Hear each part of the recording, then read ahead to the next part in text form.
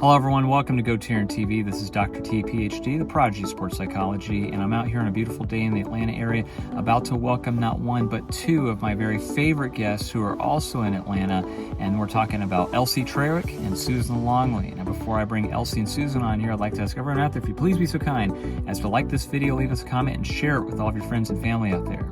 Now I've talked to both Elsie of Elsie Trawick Wellness and Susan of Finish with a Flourish, and asked them to come on here and talk about how have the New Year's resolution goals been for their clients that they coach, how have goal settings been, and also how about forming those habits, or even better yet, avoiding new habits of forming. So that's what both Susan and Elsie are going to talk about here momentarily. I think we've got Susan waiting on the phone here, so we'll have her immediately, followed by somewhere along the lines, we're hoping to get Elsie on here, and I think she'll be joining us as well. So we'll be seeing them here momentarily. And remember, with GoTarryn Health and Fitness, it's your time, it's your investment, it's your life. We'll be right back.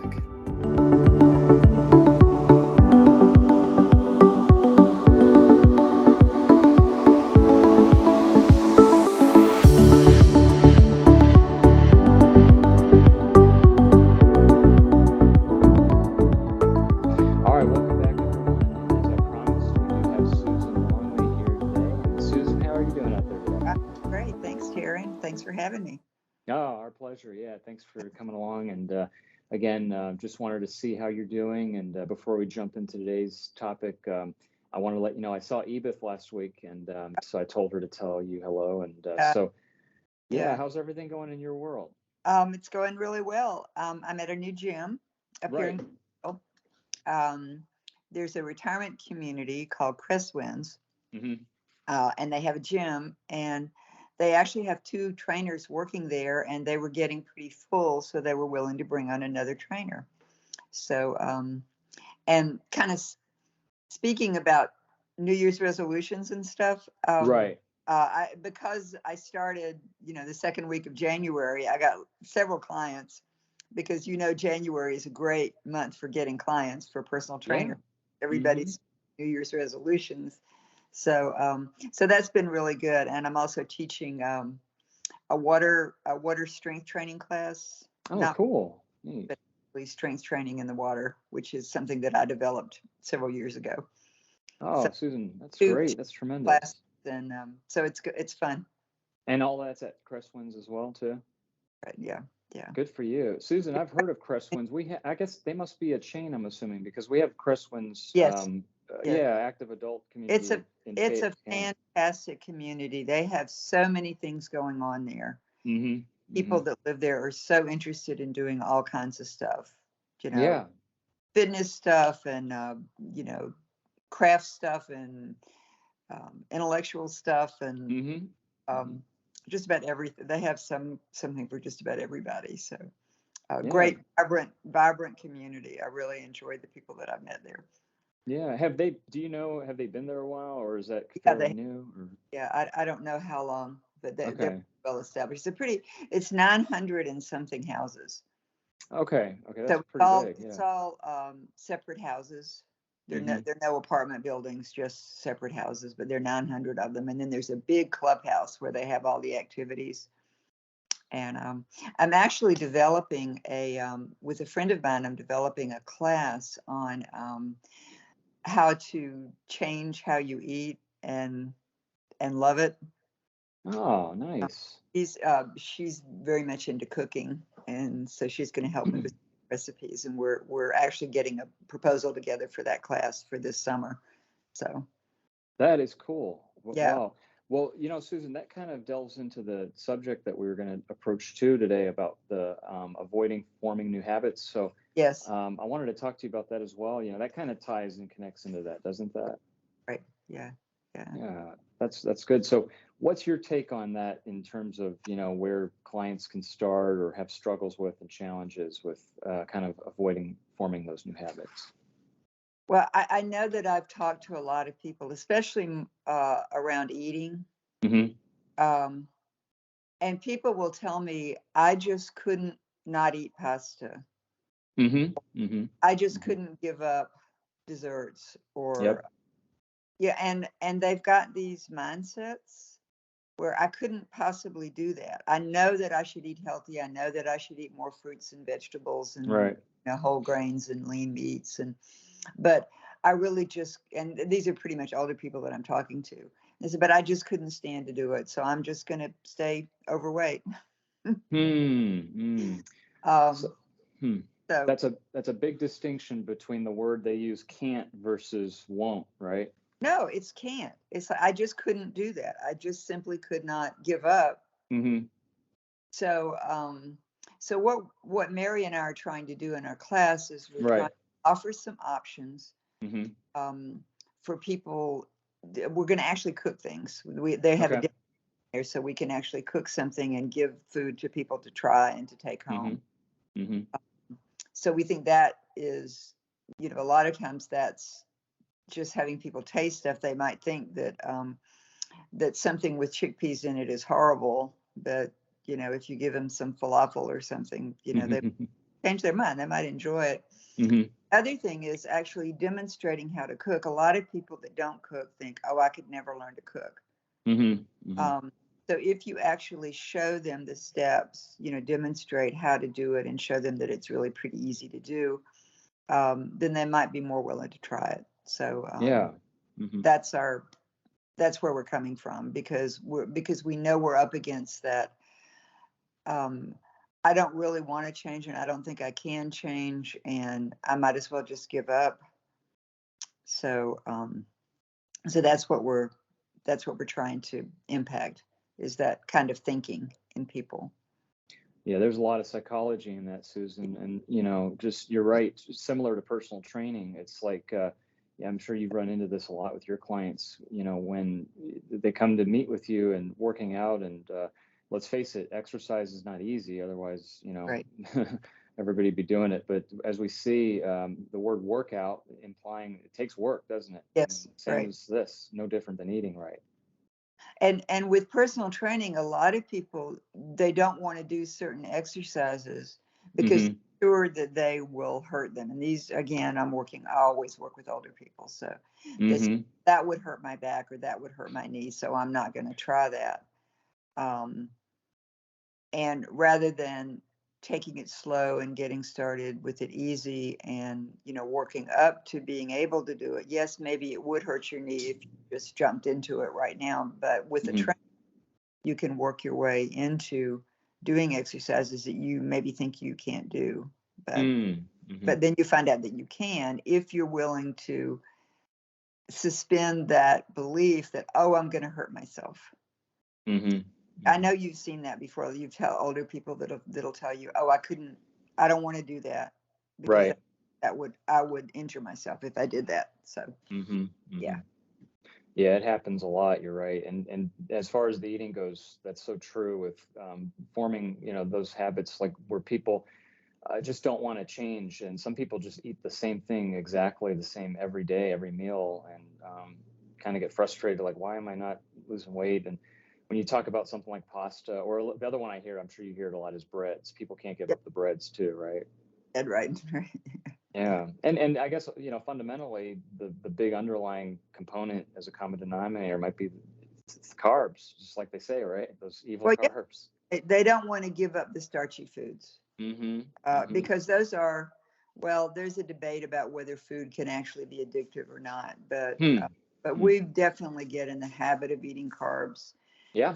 I've been surprised, since I really started looking at my own nutrition and since I got trained as a health coach in nutrition, I just watch how many people, like at an event, there'll always be cookies and crackers and stuff out, and people walk up and have a couple of them. Yes. In the middle of the afternoon or in the morning, or you'll go somewhere and they'll have coffee and pastries, and so people will pick up a cup of coffee and a pastry. Absolutely. And it's just talk about habits. It's just really a habit. People are just used to eating everywhere. So and there's not a place where that isn't usually offered, like in the workplace, right? Gatherings. People feel obligated to provide starchy, high carb snacks, and people just pick them up and eat them. And and one pastry may have 30 grams of carbs, which is really close to what you should be having. It basically close to what I eat a day at the most. So that these people are having 60, 70, 80 grams of carbs every day, and your body's just not really designed to digest, to metabolize that. Yeah.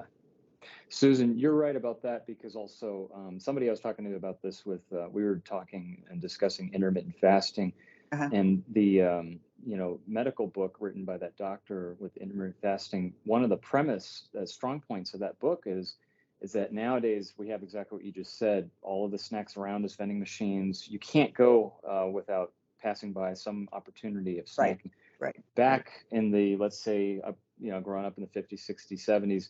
It wasn't like that for sure. We didn't have all of the access to that, right? And so the intermittent fasting's premise is, let's go back to the way it used to be when we weren't overweight. We didn't have a 40% obesity, percentage rate for the United States. And that's what's been happening over time. We've seen it just growing. I think within a matter of time, we'll be close to 50% obese, we're going there. Very, very close. Oh, absolutely. It's not going to stop. There's no way. Yeah. So, but I think, and then there is a correlation. There's no proof, but there's correlation between high blood sugar and Alzheimer's. Interesting. And some doctors are calling Alzheimer's diabetes 3. Oh, wow. I never heard that. That's new. Okay. So the epidemic kind of started with obesity, and now it's diabetes, and Alzheimer's is, really on the rise. So, and there's interesting to uncontrolled blood sugar. We don't know what that link is. So, we don't know what to do about it. So that's one reason that I actually don't, I make sure that I limit my blood sugar, because I'm very fortunate in that I have aunts on both sides of my family that lived into their 90s. Oh, gosh. Wow. So I think I have a good chance, God willing, and the creek don't rise, to live into my 90s. And I definitely don't want to lose my mind. So whatever I can do now to preserve that is really important to me. So that's really my motivation for staying away from the sugar. It's so important. Yeah, you're right. I had not heard that. I'm going to share that and use that and borrow it, if you don't mind. Because as you know, here at the Family Life Center, our age it's median all is correlation. Yeah, it really is. Yeah. And then there's these new weight loss drugs, the semaglutide. That's how you say semaglutide. That's the I think it's Ozempic is the brand name that doctors have been prescribing for diabetes, but it tends to help people lose weight. It hasn't been approved by the FDA as a weight loss drug. Right now, it's extremely expensive. It's like $1,500 a month, so it's not available to everybody. So, wow. But I listened to a podcast the other day that I can send you a link to. It's in the New York Times. I looked at that, and apparently it's fairly safe. Or they can, when the new drug comes on, they do investigations and they say that it's safe, but then 20 years later they'll come and say, well, it's not. Yeah, exactly. So I worry about that a little bit, and fortunately I brought my weight under control 10 years ago. When I was 65, I weighed 160. Wow. And I brought it down to less than 120. So now I usually hover around 118 now. Wow. 135 during the pandemic, but that was because I was drinking gin and tonic. So. Oh gosh. Yeah. So the pandemic was awful. So, but once it was over, I was able to, to bring it back down. So now it's still around 118, and I've maintained that pretty much for 10 years. by what I eat. And the other thing that I wanted to say about the big thing that's made that possible for me is learning how to. So I started looking at recipes for the kinds of things that I should eat. Yeah. And learned how to cook that, and I found there are just wonderful recipes for food I was not used to eating, and food that are low carb. I'm not really afraid of fat. And I do have a fairly high fat diet, but everything's fine. I don't have high cholesterol. I don't have high blood. I don't have high blood sugar. I don't eat carbs, but I've learned how to cook using mostly healthy fats, like olive oil. Like I eat lean meat, and I don't use very many animal fats, although I do sometimes. It's not, it's not completely off the table, but it's not a regular thing. So it's pretty much a Mediterranean kind of diet. But because I've learned how to cook, I've been able to cook things that I really enjoy. And I look forward to cooking those things and eating those things.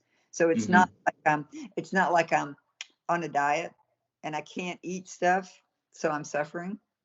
Yeah. It's not like that at all. So, again, there's the psychology again, right, Susan? Yeah. Because like the word diet itself implies that you are being restrictive or punishing or what have you. But if you change that word to like lifestyle, like you're doing, then the other thing diet is that people think of it as being something that's time limited. Right. So if I go on this diet and I lose this weight, then I can stop being on this diet. Exactly. But that's when you gain the weight back. That's exactly. It's not sustainable, right? Right. So diets are not a good idea.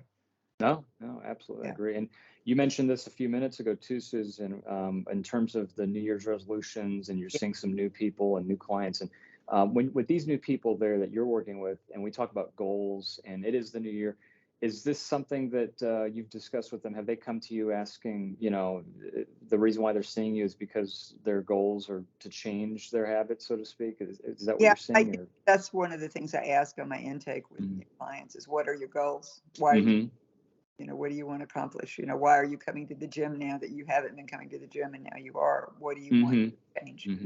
So, and I actually have two people right now, because this is an older population. I have two people that suffered strokes and that are, that are in recovery. They've been through rehab, they've received the treatment, they've been through the rehab. And so now they're on their own. Right. So there's Elsie. Hey, Elsie, there she is. Good morning. Perfect timing, Elsie. This is where we could bring the talk more now into that nutrition aspect too, because you can give us your perspective. Elsie, Susan was telling us with the New Year's and just generally speaking about goal setting and getting new clients talking about goals. But when you see people, Elsie, that you coach online and kind of come to you and ask about struggling, you do that assessment of like, what are your goals? What do you hear for feedback when, your clients come to you and they're asking you for help and advice on eating better or just fixing those, avoiding those habits of that we see a lot of times with people gaining weight and such? The first thing I try to do is go through but through talking to them, you can figure out where they are mentally and emotionally about the goal. Yeah, right. Is the goal truly realistic for them? Or is it too big? Does it need to be made smaller? Does the goal need to be broken down into steps or levels, depending on how, what their ultimately big picture item is? Okay. So you really want to look at the goal, and is it an appropriate goal? Is it too big or is it too little? Have they set their bar too low or their bar too high? But also where they are in their stage of change. Are they accepting that this goal is realistic for them? Or are they doing it because the doctor told them they need to do it? Is there pressure on them from someone else? It's like, is the goal realistic and appropriate for them? And by talking to them, you can find out where they are. I have a client now who wants to lose weight. He knows that he needs to lose weight because he wants to grow old gracefully. and he wants to live around, be around, and he's in his early 70s. That's young today. And Right. yet his love of carbs, he struggles with letting go of the sugary sweet carbs. I mean, he's truly addicted and he loves them. So it's figuring out how to reframe his vision and his idea of what is a reward system. And it's a reward system, then you change from once a week I can have a cheat day, or once a week I can have my ice cream, to grow that out to once a month I can have my cheat day, or once a month I can have my ice cream, because you got to see results. You can't see results in a week if you have a cheat day every week. Yeah. So it's reframing that, helping the client through their own words reframe how they see their goal. Susan, kind of goes back to what you were saying just a few minutes ago too, with the debate of it being a food addiction, but also trying to get through the emotions, like Elsie was saying, the psychology of it. It's kind of funny that it seems like that kind of constant battle that we see with a lot of clients. Right, and I wanted to emphasize something that Elsie said that I've seen, because I also do health coaching, and with people who want to lose weight, there's ownership. Like Elsie, if your doctor wants you to do it. So if you're only doing it because your doctor scared you, you're not likely to be successful. There has to be an ownership. You've got to really want it for yourself. The client has to buy in, and that's part of the health coaching. That's why health coaches are so good at what they do, and they're so helpful. People achieve success because we help them take that massive goal, which is, I want to lose weight. I want to go from this to this, and it may be 10 pounds, it may be 120 pounds. But take that weight goal and break it down so that it becomes they can see achievable, and they see weekly results, weekly success. Because the more success they see, the more empowered they become to continue on. Because when you start, especially if you're addicted to sugar, and I speak from this point because I was horribly addicted to sugar. And when I look back and look at my own path to wellness and to weight control, how much sugar I used to eat on a daily basis, it's overwhelming, and there's no way now. But we crave what we eat, and so if we continue to eat sugar and reward ourselves with sugar, the more we want it. So when you start to flip somebody's diet over so they're eating sweeter vegetables, if they have something sweet, but also facing the fact that I can't give in every time I want a sweet treat. That's getting them to turn that light on of, you know what, I'll forego this because I know 2 weeks from now I have going out to dinner with my friends, and I want to have a dessert.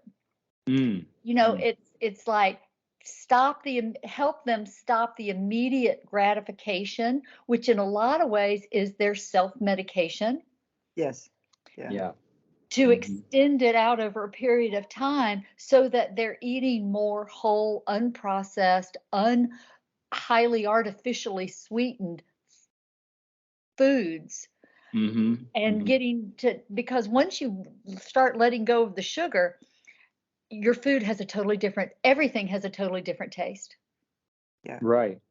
Especially when you eat a lot of the refined, packaged, prepared, carbohydrate, high, artificially sweetened foods, it so distorts how we taste everything.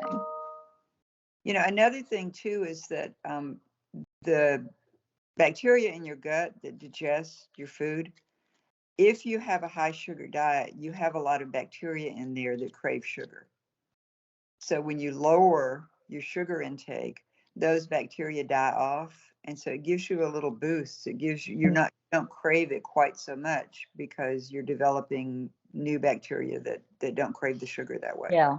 So there are a lot of things. There are a lot of things that'll help you if you'll just decide that you're not going to have sugar. You're going to cut it down. Then adding exercise to that is good too. Yeah, adding exercise, and also being honest and saying, if I'm going from a high sugar, highly refined, high carb diet, I am going to have a little bit of headache, a little bit of a hangover-y feeling, or I may. I mean, it's like giving up caffeine, giving up sugar. You can go through a week or even 2 to 3 weeks of mood swings, drowsiness, a lot of changes in your gut. It's when some people experience that, they'll say, "Oh, well, this isn't for me." Because it really makes me feel bad, so I'll have to go back to eating the way I was eating. So I've had people tell me that before, and you try to tell them that this is normal, that you do go through it. It's actually called the carb flu. That you go through this withdrawal period from sugar, and they think their body is telling them that they shouldn't do it. So. And especially with somebody who really, they want to change, they know they need to change, but they haven't gotten to the ownership part of that change, helping them get there, meeting them where they are, and helping them work through the objections, and being a resource of information for their questions instead of using scare tactics is really a vital part of health coaching, and critically important, because in a lot of people's lives, it's the first time they can truly be open and honest with not only themselves about how they feel about food. And it's hard when you realize I'm addicted to sugar. It's like anything. You're like, oh, and that helping realize and making what they envision for themselves a reality, and making small incremental changes, lay the groundwork for fundamental success. Yeah, very well said, Elsie. I think you nailed it on the head right there too. And we could continue on and keep talking about this for another half hour easily, but this time's flown by so quick. I appreciate both of you with the knowledge and information you provide so eloquently. But before I'm so sorry I had technical difficulties this morning. I'm so sorry I missed the conversation. No worries. Have them. I usually do. So. Yeah, me too. Hey, I'm right there with y'all. But before we let you go and end the call today, Elsie, I'll start with you. Let's go ahead and get your contact information, and then Susan, let's get yours as well. But Elsie, please go ahead. Hi, I'm Elsie Trawick. My business is Your Sugar Detox Coach. I help men and women over 40 detox from sugar. And I can be reached at 404-788-1610. My website is coming. I'm working with a designer right now and creating the final touches. But right now that can be text, and also email at elsie@elsietrawick.com. Great. Very good. And Susan, same question, please. How can people learn more about you and reach you? My website is finishwithaflourish.com. Because I work all completely with seniors, but I am a personal trainer and a health coach. And you can contact me through my website if you've got a question. There's a little form there that you can send in, or you can call me at 404-358-1675 and do call or text. Great. All right. Well, ladies, again, thank you so much. We'll get this on the screen as we fade to black. And as always, really appreciate both of your time, and keep up the great work out there and helping everyone get in better shape, and all the excellent health coaching that you're both doing. And really appreciate and enjoyed this time with y'all. And let's do this again very soon, please. Love to. Thanks for inviting me, Taryn. Thank you. And bye. Nice to see you again, Susan. Yeah, good to see you, Elsie.